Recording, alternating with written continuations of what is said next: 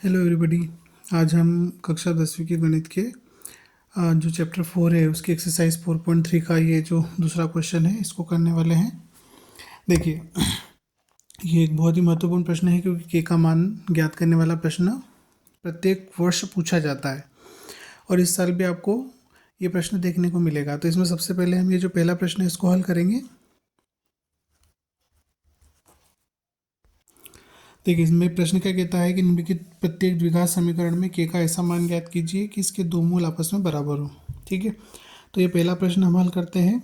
देखिए, दो मूल बराबर होने की शर्त क्या होती है कि द्विघात समीकरण के दो मूल जो हैं बराबर होंगे।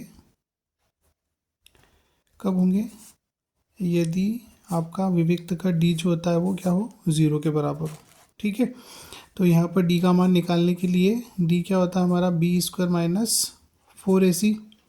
तो इसके लिए हम क्या करेंगे, इसकी वैल्यू निकालने के लिए इसकी तुलना करेंगे। 2x² प्लस kx+3 बराबर 0 की तुलना जो हम ax² plus bx plus c बराबर 0 से किसकी तुलना करेंगे,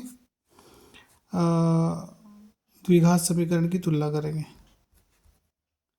द्विघात समीकरण की तुलना करने पर, ठीक है, तो इसकी तुलना करेंगे तो क्या मिलेगा आपको, a की वैल्यू मिलेगी 2, b की वैल्यू मिलेगी k और c की वैल्यू मिलेगी 3। ठीक है, अब ये वैल्यू हम कहाँ रखेंगे, d equal to b² minus 4ac में। तो क्या मिलेगा, d बराबर k² माइनस 4, a की वैल्यू 2 है, c की वैल्यू 3 है। ठीक है, अब देखिए मूल बराबर होंगे जब d बराबर 0 होगा, तो इसके लिए 0 बराबर k² माइनस मल्टीप्लाई करेंगे तो ये आएगा 24। 24 को हम क्या करेंगे, ट्रांसपोज कर देंगे तो 24 इक्वल टू आ जाएगा k²। ठीक है, तो यहाँ पर अब k की वैल्यू चाहिए हमको, तो k² इक्वल टू 24 हो गया। अब k की वैल्यू चाहिए, वर्ग उधर जाके क्या बनता है, रूट बन जाता है। ठीक है, तो k इक्वल टू रूट 24 को हम क्या कर सकते हैं, इसके हम अभाज्य गुणनखंड कर सकते हैं। 24 के 2 से करेंगे 12 मिलेगा, 2 से करेंगे 6 मिलेगा, 2 से करेंगे 3 मिलेगा और 3 से करेंगे 1 मिलेगा। तो आपको जो 24 के मतलब 24 के अभाज्य गुणनखंड मिले 2 गुणा 2 गुणा 2 गुणा 3।